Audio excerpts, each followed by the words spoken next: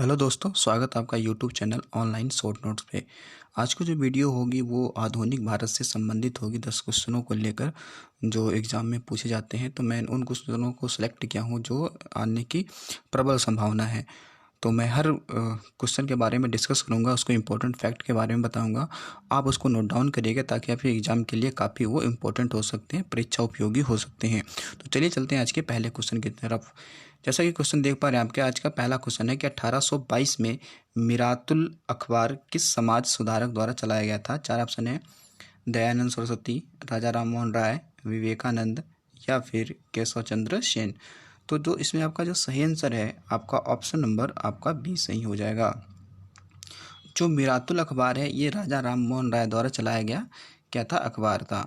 अगर हम यहाँ बात करते हैं राजा राम मोहन राय को लेकर, तो पहली बात यह है कि जो इनका समय था वो 1774 से लेकर वो 1833 के बीच में रहा। यानी कि 1774 से 1833 के बीच में जो भी काम हुआ होगा वो इनके द्वारा किया गया होगा। यानी कि इस पीरियड में इन्होंने ये काम किए जो भी किए। हालांकि ये बहुत बड़े समाज सुधारक भी रहे हैं। अगर इनकी बात की जाए तो ये कई उपनामों से इन्हें जाना जाता है। जैसे कि अगर बात करें तो नव जागरण का अग्रदूत इन्हें ही कहा जाता है। उसके बाद में आधुनिक भारत का पिता भी इन्हें कहा जाता है। नव प्रभात का तारा भी इन्हें कहा जाता है। और सुधार आंदोलनों का प्रवर्तक भी इन्हें कहा जाता है। अगर ये बाद में महत्वपूर्ण बात करें तो जो पहला ग्रंथ इन्होंने लिखा था, पहला ग्रंथ, यानी कि वो जो पहला ग्रंथ था उसकी जो भाषा थी ना वो क्या थी, फारसी भाषा थी। कैसी थी, फारसी भाषा थी। और फारसी भाषा में इन्होंने कौन सा ग्रंथ लिखा था, तो इन्होंने लिखा था तोहफत उल मुहिद्दीन। कौन सी ग्रंथ लिखा था, तो तोहफत उल मुहिद्दीन, इन्होंने ये बुक लिखी थी। अच्छा, ये काफ़ी इंपॉर्टेंट भी पूछी भी जाती है एग्जाम में, तो इसे याद रखिएगा। अगर इसे हिंदी में ट्रांसलेट करें तो इसका हिंदी में क्या मतलब होगा, इसका मतलब होता है कि एकेश्वरवादियों का उपहार। एकेश्वरवादी वो होते हैं जो एक ईश्वर में क्या करते हैं, विश्वास रखते हैं, आस्था रखते हैं, तो वो होते हैं। उसके बाद इन्होंने कई सोसाइटियों का या कई जो सभा थी उनकी स्थापना की थी। अगर बात करें जैसे कि 1815 में इन्होंने आत्मीय सभा की स्थापना की थी। 1815 में इन्होंने क्या की थी, आत्मीय सभा की स्थापना की थी। फिर 1816 में बात करी इन्होंने तो वेदांत सोसाइटी की स्थापना की इन्होंने, वेदांत सोसाइटी की स्थापना की। फिर उसके बाद में देखा जाए तो ये लगभग 1828 की बात है, जो बहुत ही इंपॉर्टेंट पूछा जाता है। 1828 में इन्होंने ब्रह्म समाज की स्थापना की, ब्रह्म समाज की स्थापना की थी। किसकी, ब्रह्म समाज की स्थापना की थी। ठीक है, जो ये समाज है ये पहले से सभा कहते थे, लेकिन बाद में ये ब्रह्म समाज बन गया था। फिर उसके बाद में इन्होंने एक पत्रिका लिखी थी बंगाली भाषा में, ये काफ़ी इंपॉर्टेंट है। इसका जो नाम है वो क्या है, संवाद कैमुदी। ये भी याद रखेंगे, संवाद कैमुदी क्या है, एक पत्रिका है बंगाली भाषा में। ये किसने लिखा था, तो राजा राम मोहन राय ने लिखा था। और इनकी इंपॉर्टेंट बात एक और है कि इन्होंने कलकत्ता में एक हिंदू कॉलेज की स्थापना की थी डेविड हेयर के सहयोग से। इन्होंने हिंदू कॉलेज की भी स्थापना की थी। कहाँ पर, तो कोलकाता में इन्होंने की थी। किसके सहयोग से, तो सहयोग इनको दिया था किसने, डेविड हेयर ने।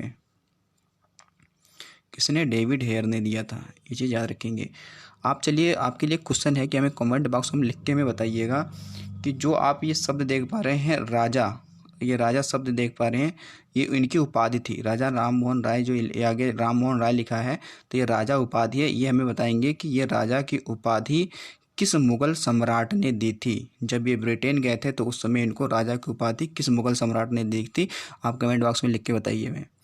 चलिए चलते हैं अगले क्वेश्चन की तरफ। देखिए, अगला क्वेश्चन है कि किस समाज सुधारक को महाराष्ट्र का लोकहितवादी नाम से प्रसिद्ध है। तो 4 ऑप्शन है, डी के कर्वे, बी है गोपाल हरि देशमुख, और सी है एम.जे. रनाडे, और डी है प्रभाकर। तो जो इसमें आपका सही आंसर हो जाएगा ऑप्शन नंबर आपका बी सही हो जाएगा, गोपाल हरि देशमुख। देखिए, जो गोपाल हरि देशमुख थे ये महाराष्ट्र में जो सामाजिक सुधार आंदोलन चलाने का जो श्रेय दिया जाता है वो गोपाल हरि देशमुख को दिया जाता है। इन्होंने समाज सुधार जो आंदोलन थे इसको चलाने का श्रेय महाराष्ट्र में सर्वप्रथम किसने शुरू किया था, तो गोपाल हरि देशमुख ने शुरू किया था। इनका जो उपनाम है ना वो लोकहितवादी के नाम से ये क्या है, प्रसिद्ध है। क्या है, महाराष्ट्र में या पूरे भारत में किस नाम से प्रसिद्ध है, तो लोकहितवादी के नाम से क्या है, प्रसिद्ध हैं। अगर हम बात करते हैं इन्होंने एक पत्रिका निकाला था। वो पत्रिका कौन सी? तो प्रभाकर नाम की पत्रिका थी। प्रभाकर नाम की पत्रिका थी। इन्होंने गोपाल हरि देशमुख ने चलाया था। कहाँ पर? तो ये महाराष्ट्र वाले एरिया में इन्होंने ये पत्रिका चलाया था और इस पत्रिका के माध्यम से ये समाज में सुधार लाने का इन्होंने प्रयास किया था। अगर हम बात करते हैं तो ये कई सारी संस्थाओं के ये सदस्य रह चुके हैं, जैसे कि जो प्रार्थना समाज था इसके भी सदस्य रह चुके थे। फिर उसके बाद में ये आर्य समाज, इनके भी ये सदस्य रह चुके थे। उसके बाद में जो थियोसॉफिकल सोसाइटी थी, थियोसॉफिकल सोसाइटी, इसके भी ये सदस्य रह चुके थे। इन्होंने जाति विरोध के संबंध में काफ़ी इन्होंने अपनी भूमिका निभाई थी। उसके संबंध में इन्होंने एक बुक लिखा था। उस बुक का नाम था जाति भेद। क्या था? जाति भेद। ये याद रखिएगा कि जाति भेद बुक किसकी है? तो ये गोपाल देशमुख की है। ठीक है, चलिए चलते हैं अगले क्वेश्चन की तरफ।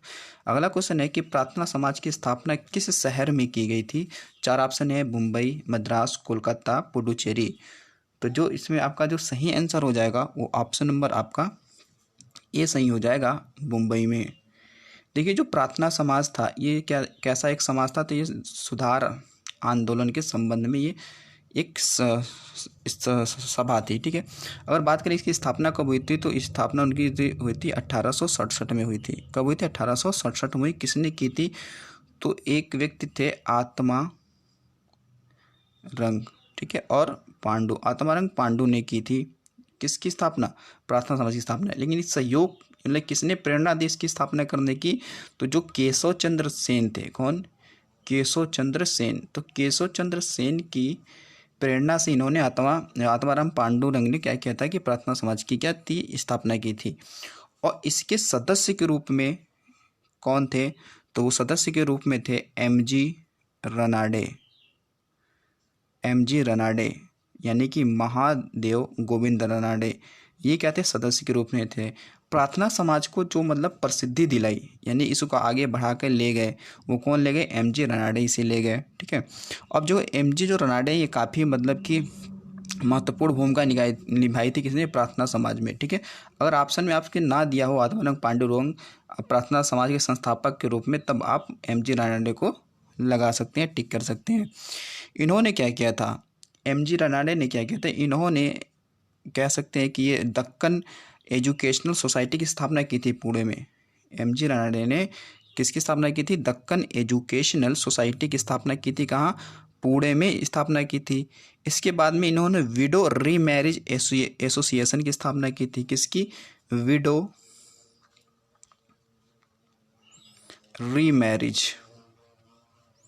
रीमैरिज एसोसिएशन की इन्होंने स्थापना भी की थी, एसोसिएशन की स्थापना की थी। उसके बाद में इसमें एक सदस्य के रूप में और आते हैं। प्रार्थना समाज में एक सदस्य और जुड़े थे जो काफ़ी इंपॉर्टेंट है, वो है DK कर्वे। कौन? DK कर्वे, जो इसमें इस समाज से जुड़े हुए थे, तो इस संस्था से जुड़े हुए थे। इन्होंने बहुत बड़ा काम किया। इन्होंने महिलाओं के संबंध में बहुत बड़ा काम किया। क्या क्या कि इन्होंने महाराष्ट्र के पूना में इन्होंने एक विधवा आश्रम खोला था। क्या? विधवा आश्रम खोला था। ये चीज़ आप याद रखेंगे। क्या खोला था इन्होंने? विधवा आश्रम खोला था। कहाँ? महाराष्ट्र के पुणे में। उसके बाद में अगर बात करें हम, तो इन्होंने एक काम और किया था कि 1906 में इन्होंने क्या किया था कि भारतीय महिला विश्वविद्यालय की भी स्थापना की थी। ठीक, ये चीज़ याद रखेंगे। आपसे पूछा जाए कि भारत में सर्वप्रथम भारतीय महिला विश्वविद्यालय की स्थापना कहाँ हुई, तो मुंबई में। किसने की? DK कर्वे ने की थी। चलिए अगला क्वेश्चन पे चलते हैं। अगले क्वेश्चन पे अगला क्वेश्चन है कि भारत का मार्टिन लूथर किंग किसे कहा जाता है? 4 ऑप्शन है, दयानंद सरस्वती को, विवेकानंद को, नागार्जुन को, या DK कर्वे को। तो जो इसमें आपका सही आंसर हो जाएगा वो ऑप्शन नंबर आपको दयानंद सरस्वती हो जाएगा। क्या सही हो जाएगा? दयानंद सरस्वती। इन्हें क्या कहा जाता है? तो मार्टिन लूथर किंग कहा जाता है। कहाँ का? भारत का। अब जो दयानंद सरस्वती ने उन्होंने किसकी स्थापना की थी? तो इन्होंने आर्य समाज की स्थापना की थी। याद रखेंगे किसकी स्थापना की थी? तो आर्य समाज की स्थापना की थी कब? 1875 में। और कहाँ की थी? तो ये की थी मुंबई में। कहाँ की थी? मुंबई में। ये चीज़ याद रखेंगे, मुंबई में। और इनके बचपन का जो नाम था ना, वो क्या था? मूल शंकर था। क्या था? मूल शंकर था इनके बचपन का नाम। फिर उसके बाद में इन्हीं के संदर्भ में बात करें तो ये जो दयानंद सरस्वती है, ये नाम किसने दिया? पहले तो इनका नाम मूल शंकर था, लेकिन दयानंद सरस्वती नाम किसने दिया? तो इसे याद रखिएगा, ये एक स्वामी थे। कौन? पूर्णानंद। कौन थे? पूर्णानंद। इन्होंने दिया था क्या? दयानंद सरस्वती नाम दिया था। ये चीज़ आप याद रखिए। इनके गुरु का नाम कभी पूछ लिया जाता तो याद रखिएगा कि मथुरा के एक क्या थे? अंधे थे। कौन? विरजानंद। बिरजानंद इनके क्या थे? गुरु थे। ये चीज़ याद रखिएगा।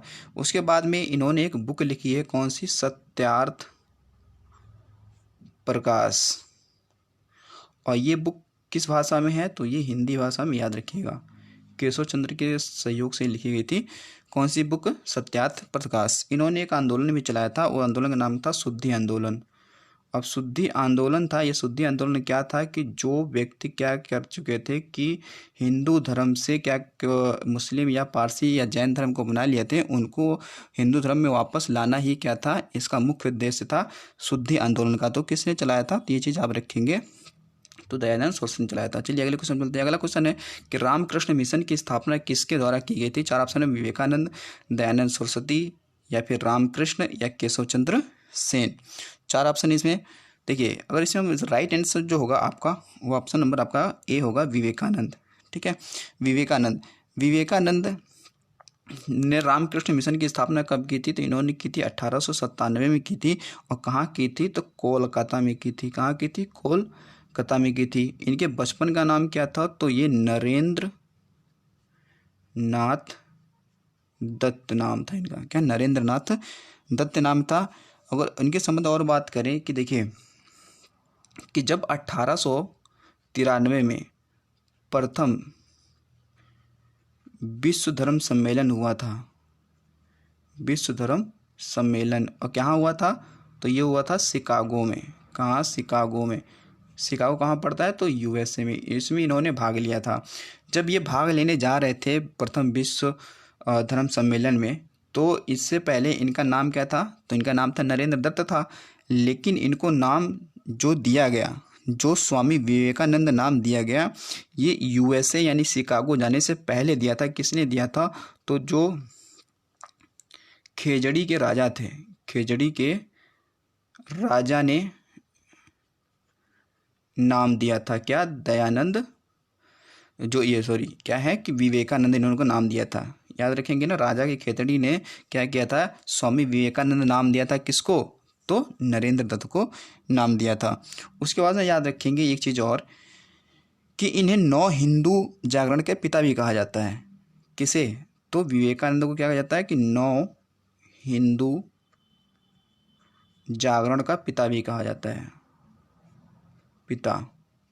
और दूसरी इंपॉर्टेंट बात ये कि जो दूसरा यानी कि सेकेंड विश्व धर्म सम्मेलन जो हुआ था, विश्व धर्म सम्मेलन, ये कहाँ हुआ था? तो ये हुआ था पेरिस।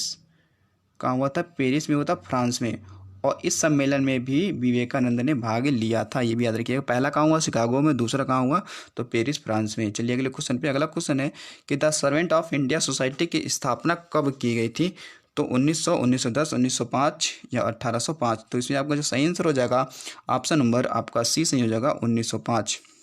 देखिए, जो सर्वेंट ऑफ इंडिया सोसाइटी थी, इसकी जो स्थापना की गई थी वो 1905 में की गई थी। और कहाँ की गई थी? तो मुंबई में की गई थी। और किसने की थी? तो आप याद रखेंगे किसने? गोपाल कृष्ण गोखले।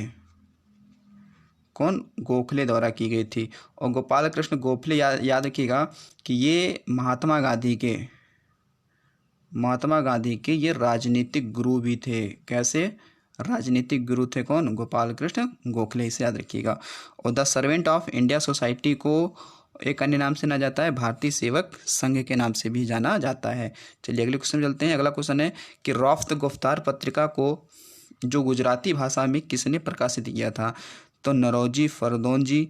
ठीक है, उसके बाद भी ऑप्शन दादा भाई नरौजी, सी है अहमद खां, डी है मिर्ज़ा गुलाम। तो जैसे आपका सही आंसर हो जाएगा ऑप्शन नंबर बी सही होगा, दादा भाई नरौजी। तो दादा भाई नरौजी ने एक गुजराती भाषा में पत्रिका निकाली थी, उसका नाम क्या था? तो रफ्त गुफ्तार पत्रिका था। और दादा भाई नरौजी क्या थे? एक पारसी धर्म सुधार धर्म सुधारक थे। क्या थे? पारसी धर्म सुधारक थे। ठीक है, ये चीज़ याद रखिएगा दादा भाई नौरोजी के संदर्भ में। अब दादा भाई नौरोजी के संदर्भ में एक बात और याद रखिएगा, इन्हें कहा जाता है great old man of India. इन्हें क्या कहा जाता है कि great old man of India. और दादा भाई नौरोजी ने ही प्रथम बार, ठीक है, जो भारत में इन्होंने क्या किया था, इन्होंने सबसे पहले राष्ट्रीय आय का जो संकलन किया था, यानी कि उसकी जो रिपोर्ट तैयार की थी वो दादा भाई नौरोजी ने ही तैयार की थी। दूसरी बात याद रखेंगे कि दादा भाई नौरोजी के संदर्भ में इन्होंने एक संगठन बनाया था, हालांकि इसमें कई लोग थे, तो इन्हें संगठन भी बनाया था। इसका नाम था रहनुमाई मजदयाशन। ठीक है, इन्होंने ये एक संगठन बनाया था। किसने? दादा भाई नौरोजी। नौरोजी के साथ में और कौन थे? तो ये नौरोजी फरदौन जी थे, ठीक है, और दादा भाई नौरोजी थे। तो ये लोगों ने क्या, रहनुमाई मजदयाशन नामक एक सभा की इन्होंने क्या की थी, स्थापना की थी। ठीक है, तो ये चीज़ आप याद रखेंगे। चलिए आगे चलते हैं। अगला क्वेश्चन है कि अहमदिया आंदोलन किसने शुरू की थी? तो चार ऑप्शन है, सर सैयद अहमद खां, मिर्ज़ा गुलाम अहमद, अहमद गंगोही या मोहम्मद कासिम। तो इसमें आपका सही आंसर हो जाएगा ऑप्शन नंबर आपका बी सही हो जाएगा, मिर्ज़ा गुलाम अहमद। कौन? मिर्ज़ा गुलाम अहमद। देखो, अहमदिया आंदोलन की शुरुआत मिर्ज़ा गुलाम अहमद ने की थी। कहाँ से की थी? तो एक पंजाब में एक ज़िला पड़ता है, पंजाब में ज़िला पड़ता है गुरदासपुर। यहाँ से इन्होंने क्या की थी, इस आंदोलन को चलाया था। कब चलाया था? तो 1889 में चलाया था। कब चलाया था? तो 1889 में चलाया था। और सबसे बड़ी बात पता है क्या है? इन्होंने अपने आप को कृष्ण का अवतार बताया। ये खुद ही भगवान बन गए। इन्होंने अपने आप को कृष्ण का अवतार बताया। ठीक है, इन्होंने अपने आप में क्या बताया? कृष्ण का, कि ये अवतार हैं। इनकी बातों को जनता माने, ठीक है, मुस्लिम समुदाय इनकी बातों को माने। ठीक है, और दूसरी बात, इसमें बड़ी बात क्या है कि देखिए कि जो ये अहमदिया आंदोलन था ना, ये किस आंदोलन के विरुद्ध था? तो ये जो एक आंदोलन चल रहा था उस समय, बहावी आंदोलन। कौन सा? बहावी आंदोलन। तो बहावी आंदोलन के ये विरुद्ध था, यानी उसके खिलाफ था। याद रखिएगा। तो ये क्वेश्चन बहुत पूछता है, अहमदिया आंदोलन किसने चलाया? तो मिर्ज़ा गुलाम अहमद ने चलाया था। चलिए अगला क्वेश्चन देख लें। अगला क्वेश्चन है कि इंकलाब शब्द किसने दिया था? चार ऑप्शन है, भगत सिंह, इकबाल, सर सैयद अहमद, रहमत अली। तो ये जो इंकलाब जो शब्द दिया था, किसने दिया था? तो ये दिया था मोहम्मद इकबाल ने दिया था। किसने? मोहम्मद इकबाल। मोहम्मद इकबाल के संदर्भ में अगर बात की जाए तो ये प्रारंभ में क्या थे कि हिंदू मुस्लिम एकता के प्रबल समर्थक थे। क्या थे? हिंदू मुस्लिम एकता के क्या थे? ये प्रबल समर्थक थे। लेकिन जब ये यूरोप गए, कहाँ गए? यूरोप गए। जब यूरोप गए, यूरोप में जब इन्होंने शिक्षा ग्रहण की, वहाँ पे जब ये वापस आए 1930 में, जब ये वापस आए इंडिया में 1930 में, तो इन्होंने क्या किया? इन्होंने सर्वप्रथम एक सिद्धांत दिया। वो सिद्धांत क्या था? द्विराष्ट्र। क्या? द्विराष्ट्र सिद्धांत दिया इन्होंने कि दो राष्ट्र बनने चाहिए भारत में। क्या? दो राष्ट्र बनने चाहिए, एक हिंदू एक मुस्लिम। तो ये आपसे क्वेश्चन पूछा जाए कि भारत में सर्वप्रथम किसने द्विराष्ट्र सिद्धांत दिया? तो मोहम्मद इकबाल ने दिया था। किसने? मोहम्मद इकबाल ने दिया था। देखिए इनकी एक बुक है, इनकी बुक कौन सी है? तो इनकी बुक एक है बंग ए दर्रा। बंग ए दर्रा इनकी बुक है। इस बुक में इन्होंने शब्द लिखा था, कौन सा? इंकलाब। क्या? इंकलाब, ये शब्द लिखा था। इंकलाब का मतलब होता है परिवर्तन। क्या होता है? परिवर्तन। इसका कोई गलत मतलब नहीं होता, इसका मतलब होता है परिवर्तन। क्या? परिवर्तन। जैसे कि क्रांति का मतलब परिवर्तन होता है ना, वैसे ही इंकलाब का भी क्या होता है? परिवर्तन ही होता है। और लेकिन इस शब्द को लोकप्रिय किसने बनाया, यानी जनता तक पहुंचाया किसने?